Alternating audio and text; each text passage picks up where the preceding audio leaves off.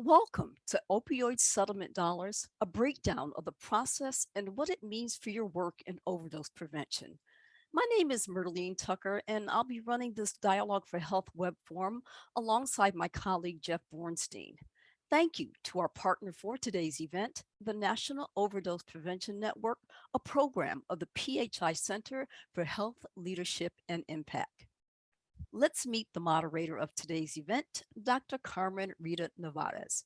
Dr. Nevarez is the director of the PHI Center for Health Leadership and Impact, which runs the National Overdose Prevention Network, the director of Dialogue for Health, and the senior vice president emeritus of External Relations and Preventive Medicine at the Public Health Institute.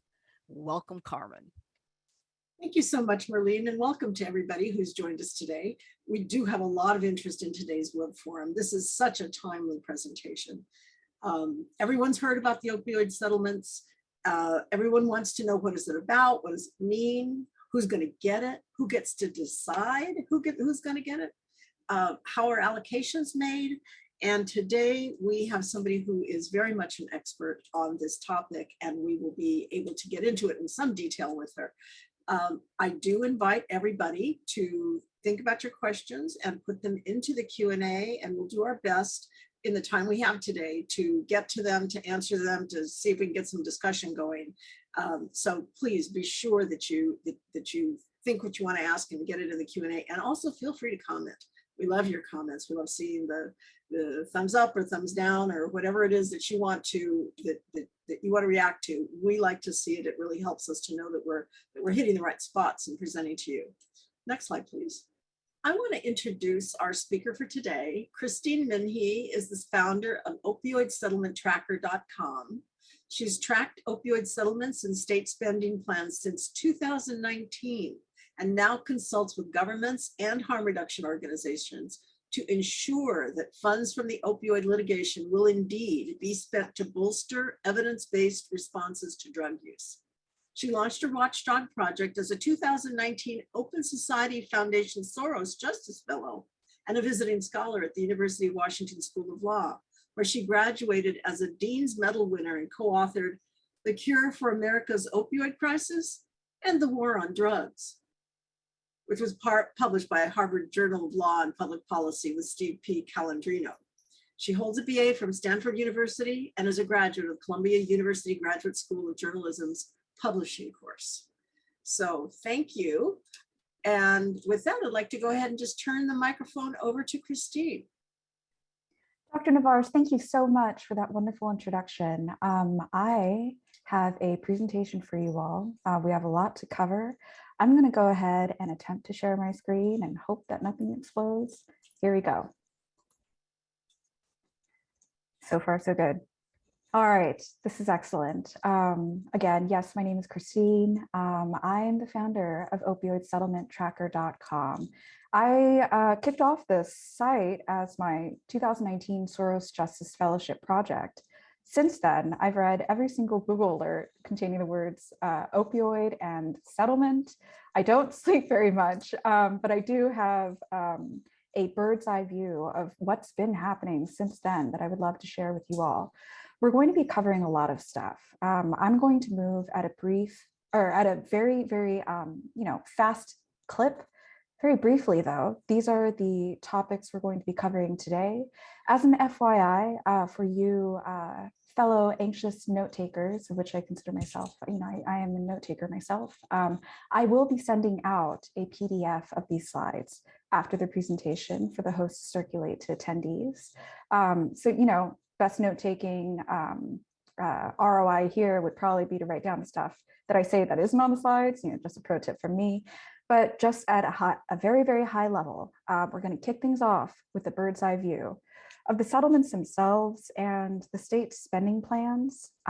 Secondly, we're going to discuss a few contractual protections.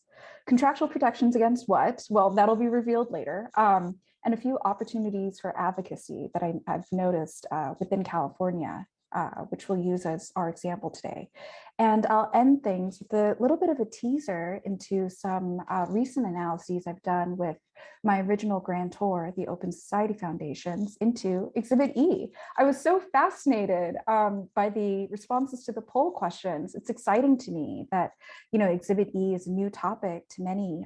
If you guys have heard of it, that's great too. If you haven't, we're going to be raising all ships with this presentation. So let's get things started with the bird's eye view.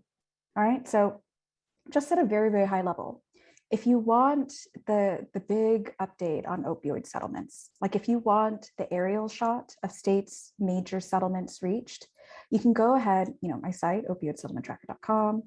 There is a global settlement tracker tab. You could also access it here. It contains an epic spreadsheet called States Opioid Settlement Statuses.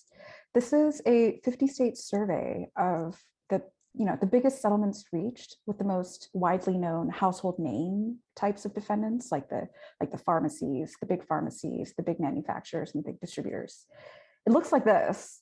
You know, it's very colorful, and it's color coded because green and red indicate the approval or rejection of offers that were made nationally, like those big blanket offers. Green and red indicates has a state said, yes or no. Blue, on the other hand, indicates settlement amounts reached with the actual threat of trial looming on a docketed trial calendar, okay? So it's not the ambiguous threat of trial that has produced these settlements, it's the actual calendar threat of it. And this is interesting for us legal nerds in the room, but it's interesting generally for our purposes for our presentation today because it places what's, frequently referred to as a national or global opioid settlement into context. So when we're talking about a national or global opioid settlement, we're typically talking about a very specific thing. It's a $26 billion offer to settle, made just over a year ago, finalized earlier this year. It involves these parties only, all right? So the defendant offerers, the companies offering this $26 billion roughly, the big three opioid distributors, McKesson, AmerisourceBergen, and Cardinal Health, and J&J, which is an opioid manufacturer. This deal was reached with 48 states' attorneys generals and their cities and counties, their subdivisions, all right? It's called national or global because it resolves both the states and localities litigation against these companies, all right? So here in the opioid litigation, it's not just the state's attorneys generals that are suing. So it's not just the state government that's suing.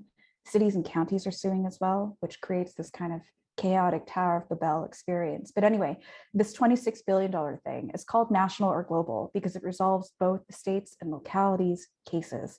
It's not called national or global because it resolves everything, okay? Purdue and Mallinckrodt sit off to the side. And it's also why the pharmacies are still in litigation because pharmacies, of course, are not named here, right? This is intended to look as hairy and as overwhelming as it is. This reflects what we knew at the time to be considered the original non-participating states. So the states who originally said, this $26 billion thing, I'm out, it's not enough for me, okay? So those states, we have the list of states that we're just like, all right, we'll take part in kind of half of it, but not the other half. And then we have one technically ineligible state because West Virginia's AG had reached settlements in prior years with these companies making this deal, all right? I recently presented, I've had the honor of presenting to a few DOH people in New Mexico. And here, this part is kind of fleshed out because I wanted to provide an example of the way a state, a non-participating state. So unlike California, all right, California was an originally participating state.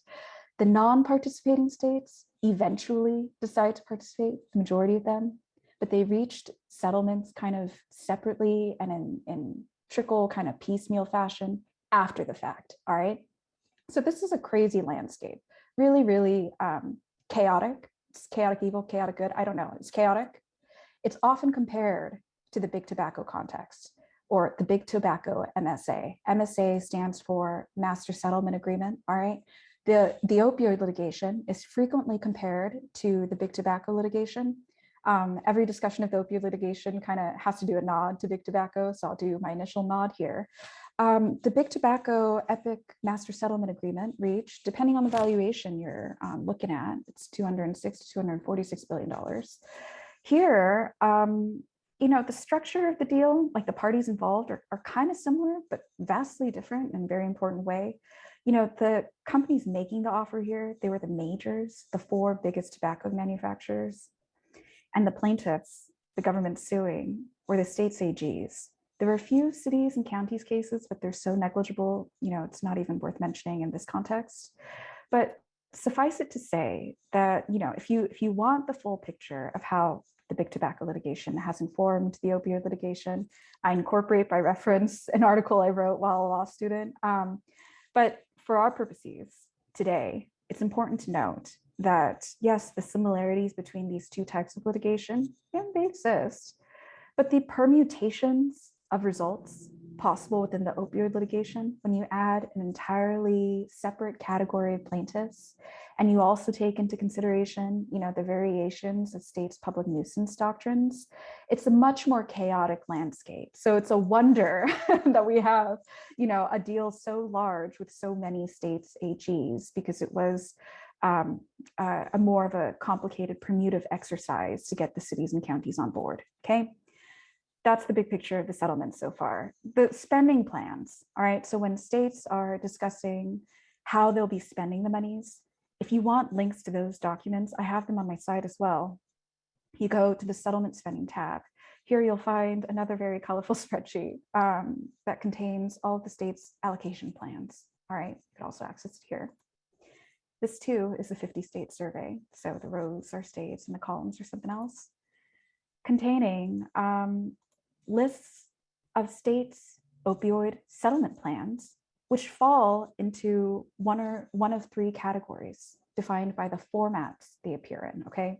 So states, when they're talking about how to spend their monies, their opioid settlement dollars, their plans take one of 3 formats. It's either a state subdivision agreement, as is the case in California and Washington, where I'm speaking from today, a statutory trust bill, or a statute, which is a bill codified into a statute that creates a special bucket to hold opioid monies separate and apart from the general coffers, okay? So some states are articulating their spending plans through these statutes that create these special buckets, all right? And this third category, our example comes out of Indiana today.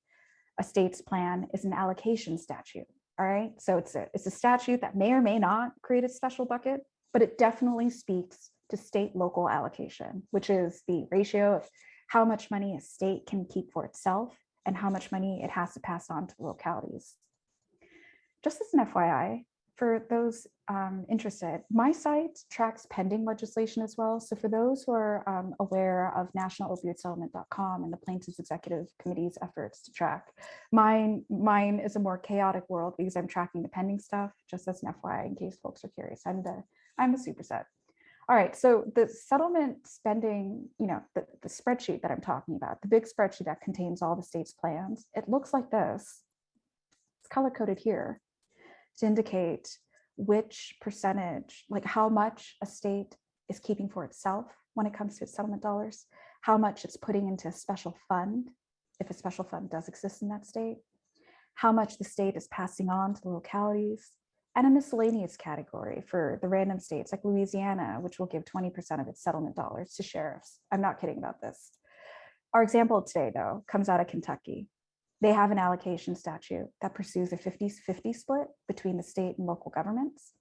That would be listed in this column, and you'll see the 50-50 represented in these columns here. All right, so this is the overview of the resources that exist on my site for you to keep updated even after we're done speaking.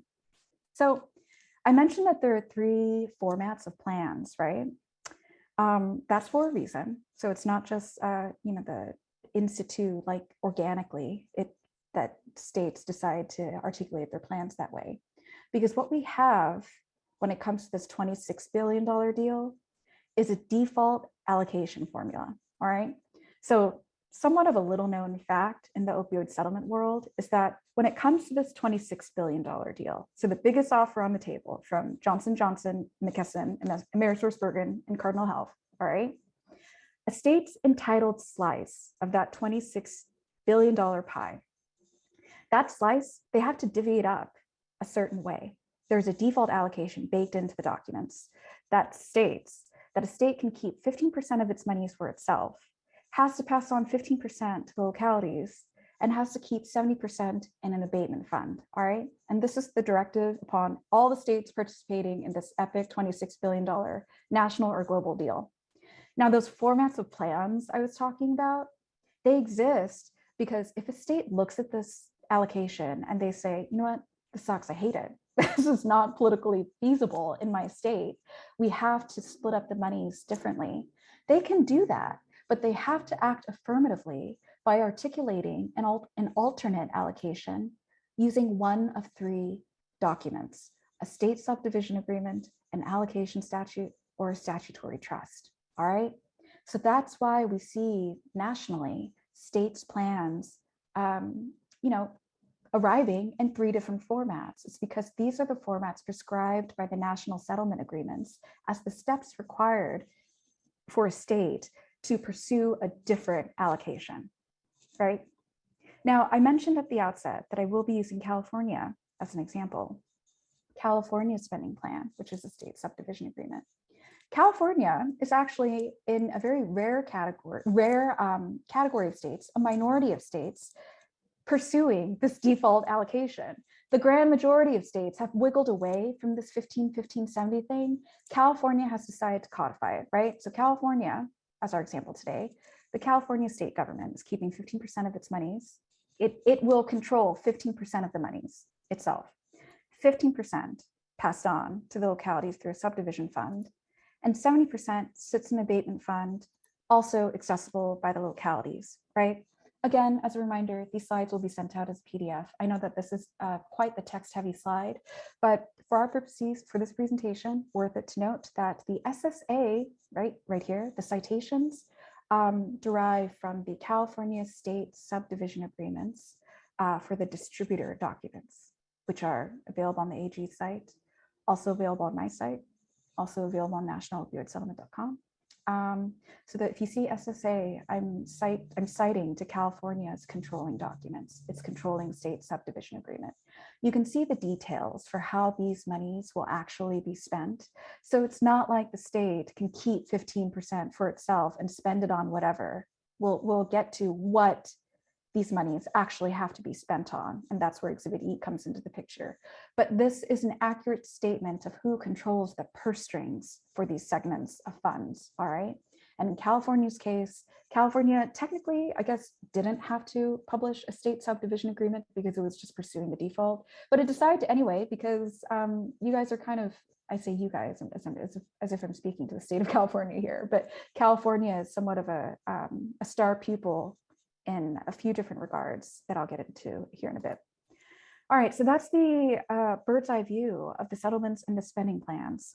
We're going to dig a little deeper now. We're going to discuss contractual protections and opportunities for advocacy that I've noticed within California as our example.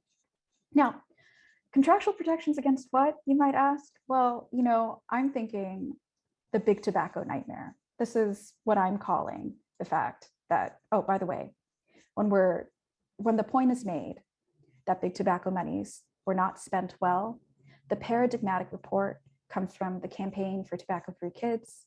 Their annual state report is accessible at this URL, okay? So when we're talking about the big tobacco nightmare, what is it really? It's a fact that many folks in public health know intimately.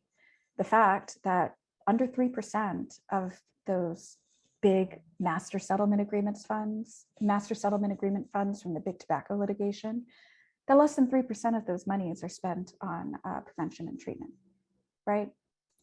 That this is abysmally beneath what the CDC would recommend in terms of state spending thresholds. So those are facts that many of us know, but this is the fact that I find the most juicy, frankly. All right, so this is a map of states that are spending well or not as well. This fact is truly, truly astounding to me. All right, so we're about 20-something years into big tobacco settlement money spending, right? The top 3 states are outspending the bottom 47 states. That's nuts to me. We could not envision such a disparate outcome in the opioid settlement spending context, particularly, to take the cynical view, because it's just so politically exigent to address it. We couldn't imagine a situation right now where the top 3 states in opioid crisis spending were outspending the bottom 47 states, right? But this is the outcome that we're in, we have 20 years into the tobacco settlements. Fortunately, there are protections against this happening that are built into the settlement agreements for that $26 billion deal. I'm going to run through these. Again, these slides will be available as PDFs for you. Let's kick it off. 85% of a state's entitled slice of that $26 billion pie has to be spent on opioid remediation, right? What is opioid remediation? Well, it's opioid crisis abatement stuff, plus reimbursement for that stuff, having paid for that stuff in the past, and also reasonably related administrative expenses.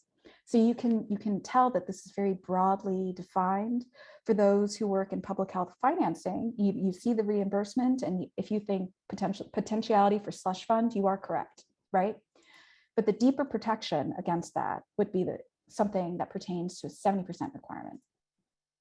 70% of a state's entitled slice of that $26 billion pie, regardless of who controls the spending, 70% of those funds have to be spent on future opioid remediation, okay? So non-reimbursement opioid remediation, the prospective interventions that will move the needle on our preventable overdose crisis. 70% of settlement funds have to be spent on future opioid remediation. In fact, if you hit this 70% minimum, states can divvy up their monies however they like. They can keep all of it for themselves and spend it all themselves, or they can give it all to the localities. But provided that a state hits this minimum of spending 70% on future opioid remediation, it's good. So what does this all mean? You put the math together. I was an English major. Frankly, I find this slide a little intimidating, but we're gonna do the math just the once to say that we did it, all right? This means there's a cap on monies that can be spent for reimbursement and admin expenses, and it's capped at 15%. And the monies that can be spent on roads and random things not related to our overdose crisis, and subsidies for tobacco farmers in North Carolina's case with its tobacco settlement spending, that's capped at 15% too. And it's actually subject to our only reporting requirements as well, which is here, section 5B2, the summary of which is, states, if you can't even hit the 70% minimum, you have to confess your failures to the settlement authorities. Also, it'd be really great if you publish this online, but we're not going to require that, okay? So this is the landscape of the most salient contractual protections that exist against this big tobacco nightmare. Now we're going to get into California as a specific example, right? Does their plan speak to this? Does it even address it? Is it designed to satisfy these requirements? Short answer is yes, and then some. Up here, you'll notice I pulled a passage from the state subdivision agreement from California. It explicitly refers to future opioid remediation, all right? The irony is that California is in the tiny, tiny, tiny minority of states whose plans actually address future opioid remediation. That sounds kind of nuts, right? Because if that's a big requirement, shouldn't you talk about it verbatim in your plan? Well, my sense is that there's a political wariness to promising a certain future opioid remediation spend, because the converse of that is a prohibition on reimbursement and slush fund spending, all right? So California, has skin in the game. It's saying it's going to be addressing future opioid remediation. And not only is it going to hit 70, it's going to spend 85% of its funds on it.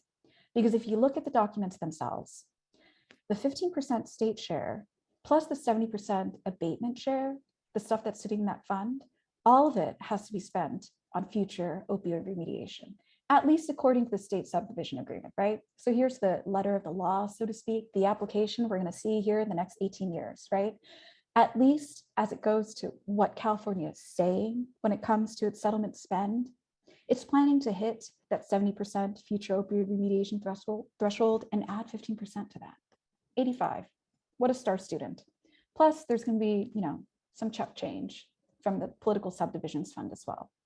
because the political subdivisions fund, the money that goes to one set of monies that will end up with the localities, at least half of it has to be spent on non-administrative fee related things. You can go ahead and read the Harrier attorney's fee-esque language here, but suffice it to say that California is doing pretty well. It has codified this requirement and is adding 15% extra to the table. Now, this is a slide typically where if I'm presenting an estate that I find presenting an estate whose plan is a little troublesome to me, typically this is, instead of California, the default allocation star pupil, I would say something like, oh, is state X capable of hitting this 70% minimum? But we've already established that California is addressing that and then some, which is why I'm going to call California the valedictorian of the default allocation states, the star pupil, because not only is it throwing 85% towards future opioid remediation, California is in the minority of states explicitly imposing reporting requirements on state spending, right? This localities reporting requirements thing roughly reflects the requirements under the global agreements. States under the global agreement, they don't have to report their spend. I know that sounds insane, but it's one of the fruits of the labor of negotiations on parts of states attorneys generals, right? But in California's case, the AG's office is imposing extra reporting requirements on itself, and that's uncommon. Also uncommon, California is in the minority of states requiring expenditures to be published on a website, okay? DHCS is publishing the state share on the website. From the letter of the state subdivision agreement, okay? So from the language pulled from that document, it does look like the localities reporting requirements are TBD, all right? That, DHCS will consult the localities before coming up with what this will look like in a final sense. And in a truly, truly rare show of, doing one's homework and being a goody two shoes, California is also explicitly promising a public discussion of spend. I've read every single state's plan, all right? This is why I don't sleep. But I can state for certain that this is extremely rare. I can maybe list one or two other states that are doing this. California is in the tiny, tiny sliver of states that are actually saying, hey, yeah, not only are we going to publish our expenditures, we invite the public to come talk about it with us. Lots of states, my guess, lots of states aren't doing this because they would consider it political suicide to open up, a discussion of their spending to the public. California, and like many Ninth Circuit jurisdictions, in California's case, it would be political suicide maybe to not do that. So hats off to California. My recommendations in California's case would be to keep an eye on that 15% California subdivision fund, because it's technically the only portion that can be spent on the broader, non-future oriented definition of opioid remediation. My second recommendation, when it comes to this localities expenditure reporting requirements thing, which sounds like a TBD process, I would love to hear from anybody who knows about this, if that isn't the case. If you guys want examples of states that are really killing it in the localities expenditure reporting game, I highly recommend North Carolina. North Carolina, I think maybe it has a chip on its shoulder for its very terrible big tobacco spending. North Carolina is coming out hard with really good informational, educational materials about the best uses of evidence-based spend. But they're also a star in the reporting game as well. So I would recommend them as a case study. And then also my general recommendations to you California folks specifically, of which I consider myself a part, born and raised in downtown LA, grew up in Orange County as well. Please brag about these reporting requirements. The power of states, issuing press releases talking about their cool settlement plans, the power of peer pressure when it comes to states attorneys generals cannot be understated. I highly recommend you discuss as much as possible your reporting requirements and know that this is above and beyond and it's not typical at all. Now, we're going to end things with a discussion of Exhibit E, right? Exhibit E, if you've never heard of it, Totally fine. All right, we're going to build from the bottom up. Exhibit E is what's called a list of opioid remediation uses. It's a 15-page list attached to the two biggest settlements on the table. All right, so the $26 billion thing from Johnson & Johnson and the big three distributors. It's also attached to produce National Opioid Abatement Trust Distribution Procedure documents. That's a mouthful, and that's the acronym here. So when it comes to, 38 of the $38 billion on the table, Exhibit E is attached to, what is fast math? 32, $32 billion. So it's a very important document.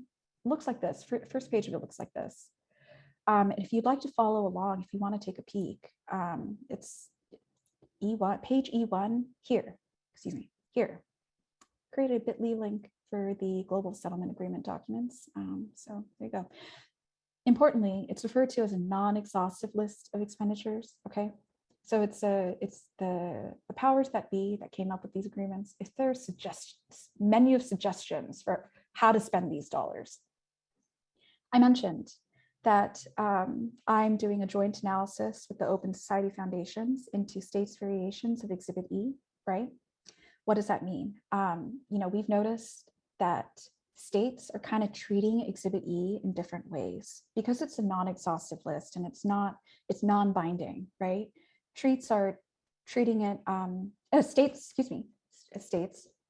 some of which are treats, I suppose. States are treating Exhibit E in varying different ways and are affording it different levels of importance. Just under half the states, for instance, when they're asked, hey, how are you going to be spending these opioid settlement dollars? They reference or incorporate Exhibit E to express expenditures. So they just say, hey, yeah, just look at Exhibit E. That's how we're going to be spending it, okay? Including California. There's a section 4B2A that specifically refers to Exhibit E, right? So California, when it comes to its epic date, superset to what it's going to be spending its dollars on, it refers to Exhibit E as well. 20-ish states have published additional Exhibit E spin-off lists to elaborate on priorities. So, the way that I describe this colloquially to my colleagues would be, about 20-ish states have released hot new remix tracks of Exhibit E. And some of these remixes are very good and some of them are very bad, all right? And honestly, I don't know if California would fall into this category as well, because there's a section 4B2B, the thing that follows this, that states that at least 50% of that abatement fund, which houses 70% of California's dollars, remember. So 35% of California's settlement dollars must be spent on these high impact abatement activities, which, as a harm reduction activist myself and as a person of color, I am biased for lists that prioritize, elevating the needs of communities of color and the directly impacted and the marginalized. That's my bias, right? This is the 5 separate sets of priorities that California has decided to focus on with its spend, all right? And I'd be curious to hear from some of our panelists if you guys have heard of this too. And the remaining states are TBD, right? To close things off, as you can imagine, there's a massive range of political priorities expressed with these hot new remix track lists, so to speak. So when states are publishing additional lists, like, yeah, we see Exhibit E, but where are they going to go further or beneath that? When they're publishing something extra, there's a huge range of political modalities expressed, right? Some states treat Exhibit E as a floor. They look at it and they're like, this is not progressive enough. We can go better. We can do better than this. And some treat it as a ceiling. They look at it and they're just like, wow, not all of this can be spent on law enforcement. We have to fix that. Okay, so 2 endpoints to show. Montana's additional Exhibit E spinoff list more or less reads like a wish list for a mini state DEA. Whereas Massachusetts, the full range of harm reduction and treatment services says it all. This reads as if written by a legislator constantly hounded and bird dogged by harm reduction activists, right? Or is a harm reduction activist themselves. So I'm going to leave you with a little gift, right? We all can think of examples where the letter of the law sounded great, but the actual spend was abysmal, and vice versa, where the letter of the law or the statement of spend was just like, what, really? You could have gone further, but the actual spend actually did move the needle, you know. So we know, have, because we're in the space, we know that both outcomes are possible. A gift for the wary, though, okay, in the global settlement agreements, there's a section 6D, little provisions. These are provisions that go to enforcement. The summary of these citations is: a state can go after its localities and vice versa if monies intended for future opioid remediation are not spent on Exhibit E things, okay? Interestingly, okay, localities have these enforcement rights against the state if the state's plan allows for it, as is the case in Arizona. But states have this enforcement right against localities regardless, right? California has given its localities, the state of okay, so the state AG's office has given the localities in California the power to enforce the state subdivision agreement against the state, okay? So if the state is misspending its funds, the state has built into its plan a provision that would allow California's localities to take the agreement, go into the court where the consent decree, the consent judgment was issued, and say, hey, enforce this. State's not spending this correctly, after a notice and comment period and the opportunity to fix a mistake. But in any case, these enforcement rights go both ways in California. This is a gift. It's not the case in every state. These enforcement powers exist with the city and county officials. It's not like some angry activist amongst us can go in and enforce this in a court, but this is important to know for those in a position to enforce, right? Now, and a final note, I have had the honor of presenting some of these materials and speaking on opioid settlements for the National Harm Reduction Coalition. And here are a few slides I didn't get to cover there. For what it's worth, you know, when we're talking about the pure human rights approach to health, the most evolved, at the other end of the spectrum would probably be the uber carceral state approach to the war on drugs. Duterte is a former president of the Philippines, then, you know, his daughter is vice president now. I don't know what her drug policies will be like, but in any case, that's our real life international example. Then I would say slightly more evolved would be War on Drugs America, international public health norms we like. So when we talk about like Portugal, you know, like, oh, what they're doing in Scandinavia. And then, you know, the actual practical guidance from the UN, the WHO, and the UN's right to health specifically. For what it's worth, when it comes to evidence-based spend and what will truly move the needle and help bend the arc of humanity towards justice a little bit more quickly, I do think harm reduction exists here. I do think it's the way forward. It is probably the most reliable way to ensure that you're staying within a lane of interventions that are truly evidence-based. But yeah, that's another bias statement I'm going to leave with. But at this point, I'm going to end the screen share and open up to questions. Thank you very much, everyone, for letting me ramble for so long. Thank you so much, Christine. That was just so packed with, you know, with facts and examples and all kinds of opportunities for the audience to come up with some very good questions. And I'm going to try to summarize and condense some of them. But before I do that, can I just ask you to address what is the status of any tribal government settlements? You didn't actually touch on that, and I wonder if you have any information about that. Unmuted. Yes, you know, that's like its own separate session. The tribal governments are settling separately in most cases.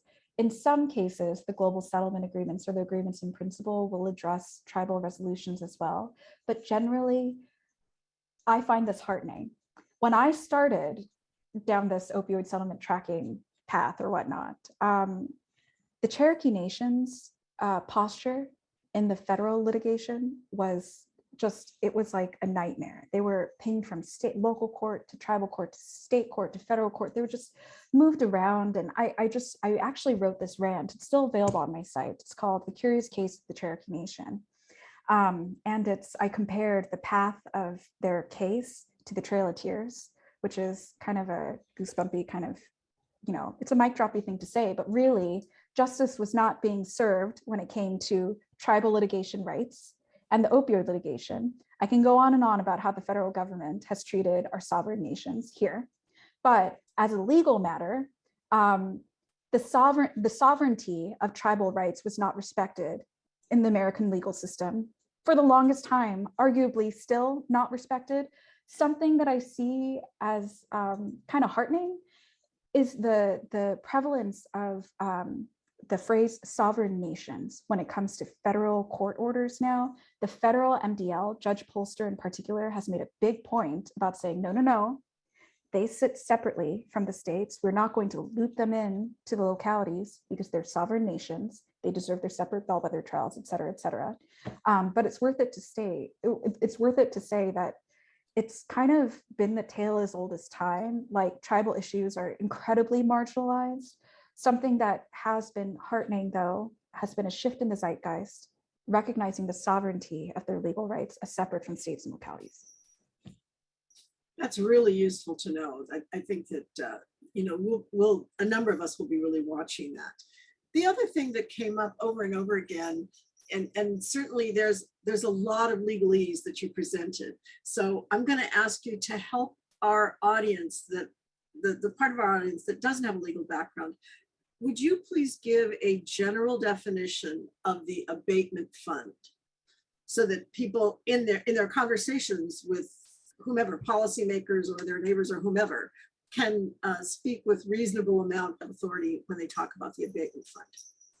Yeah, so the abatement fund that's a great question, because like the word diversion, it has several different meanings in the public health context, okay? So the abatement fund, typically when you hear the words abatement fund described, it's referring to how I described that default allocation that's built into the global settlement agreements. The abatement fund is a 70%, all right? So under the default regime with these global settlement agreements, the default way that the powers that be envision states spending the money, they envisioned it this way, that 70% of their settlement funds would sit in an abatement fund, which is literally like a fund, like a bucket to hold money separate from the separate and apart from the general coffers, like the general bucket of monies available to the state legislature for appropriations. A little bit of background information here that might elucidate a little bit. So I would say a lot of people would say that the reason why big tobacco settlement monies were spent poorly was because there weren't protections built into the agreements as to how the monies can be spent. But also these monies typically sat within states' general coffers. So they're like general, like of the billfold, like the main pocket of cash. And an abatement fund is like the secret zippered pocket in a wallet to hold opioid money separate from like the main coffers, okay?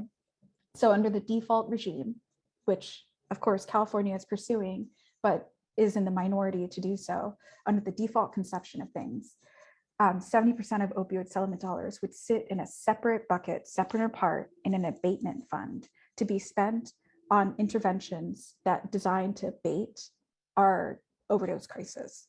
The remaining 30, and this is kind of the littler known secret of the negotiations.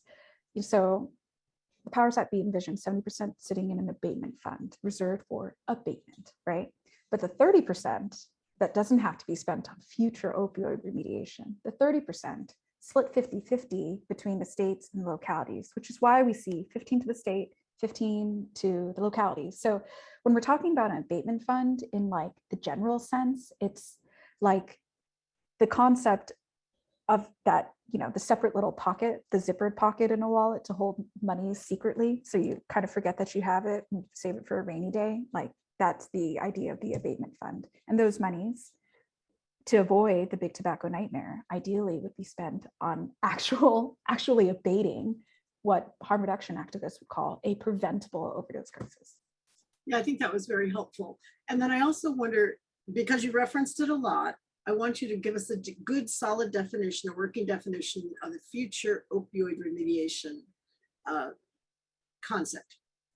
Yeah, future opioid remediation. Okay, so I'm gonna give like the nerdy legalese version, and then I'm just going to do like the real talk version, like the weird metaphor after, if I can think of a weird metaphor in time. Sometimes I can't. So the future opioid remediation is, remember that broad definition of opioid remediation, like stuff that will abate the opioid crisis, plus reimbursement, plus reasonably related admin expenses. So future opioid remediation is that stuff minus reimbursement. Okay, so it's the prospective related interventions, the stuff that, the non-reimbursement related opioid crisis expenditures, prospective things. So so that's like the legal technical. The easiest way to think about it, at least for me, would be in terms of time, right? Because the greatest risk for misspending, I would say, in a state like California with strong contractual protections, would be the reimbursement provision, right? The ability to reimburse, for the ability of either the state or local government to reimburse itself for past opioid crisis expenditures. So future opioid remediation is just not that. It's the future stuff. It's the stuff that like cannot in any context be categorized or appropriated as a reimbursement expense. So it's just a temporal thing. Future opioid crisis abatement stuff that cannot be considered having been spent in the past. Hopefully that suffices. Okay, I think that's very helpful. I'd also like you to let us know, is there anything in the settlement agreement that specifies the access to funds by community organizations or other nonprofits, or does it all have to be channeled through states and locals? That too is an amazing question. That's something I think about almost daily. So the lay of the land, we know, because we're in this space, that true overdose crisis abatement can't happen without all hands on deck. Okay, so without the nonprofit organizations, without the community works, we know that it just can't. How, just as to state it conversely, how can a state or local government expect to actually make a difference on the ground without engaging people who know what's happening on the ground? Okay, so it's so which is to say that these monies have to end up in the hands of community organizations for it to be spent well. How it ends up there is like the very hot question right now. In some states, they've set up grant portals, right? So it isn't just like they're abandoning them, we select in a nepotistic way where to drop manna from heaven. They've created a grant portal and they're like, all right, all newcomers, new players, come in and apply if you think you can help, with our overdose crisis. So some states are approaching it that way. Other states, like I said, are just working with the set list of known entities that they've worked with, or working with the state agencies who do have the partners on the ground and, outsourcing the outreach to the various state agencies. But in regards to the settlement agreements themselves, no. I mean, Exhibit E does have a section on the harm reduction. Okay, so I will say that Exhibit E does list within, a 15-page set of resources, a fair number of things that necessitate community involvement. And it does provide that, outreach to community is a valid expenditure of settlement funds. So Exhibit E does say that. But the interesting thing about the rest of the document, excluding Exhibit E, is that the settlement agreements themselves don't require a state to set up an advisory committee. That's also a lesser known secret. I have folks who reach out to me who say, oh, my state hasn't set up an advisory committee, and they're telling us that no other state has set up an advisory committee. And, then I provide them information as to the states who have, or, vice versa. But a state doesn't have to. But if it does set up an advisory committee to overlook the abatement fund and provide recommendations for how the abatement fund should be spent down. If a state does have an advisory committee, the documents do speak to the membership, but it only states that there should be a balance of state and local officials, which is a direct reflection of the tenor of negotiations, the federalistic tenor of negotiations that preceded the settlement being finalized. But it also speaks volumes with this silence, right? Like it is leaving the drama of, do we have to involve community in this?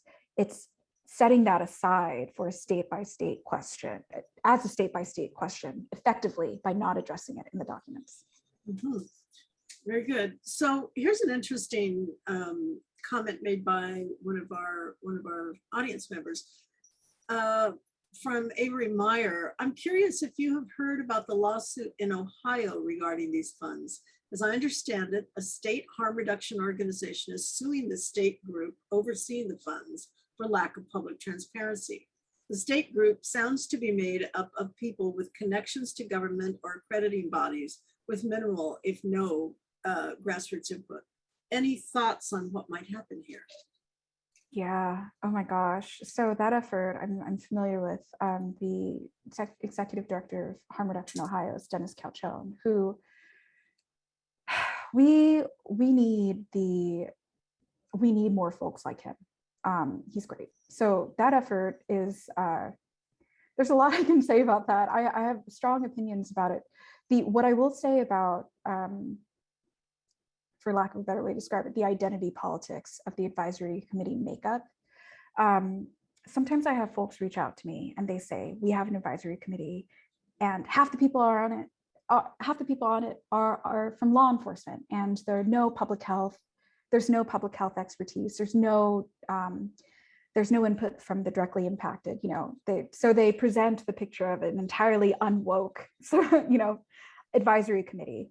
And what I tell them is, have you taken a look at the language related to the valence of recommendations? That's a mouthful, but I ask them a question designed to kind of suss out how much power the recommendations from this committee has to begin with. Okay, so this is kind of a cynical point to make, but I'm thinking the long game, specifically because we're at a 9 to 18-year payout term, and whether or not this will make a significant impact on public health is considerations of a long game, not the short game. Okay, but with long game considerations in mind, the thing that I say that's kind of cynical is that if the recommendations of an advisory committee can be set aside, like if legislature can just take the recommendations of an advisory committee and just say, yeah, cute, and then set aside, doesn't have to listen to it, do not waste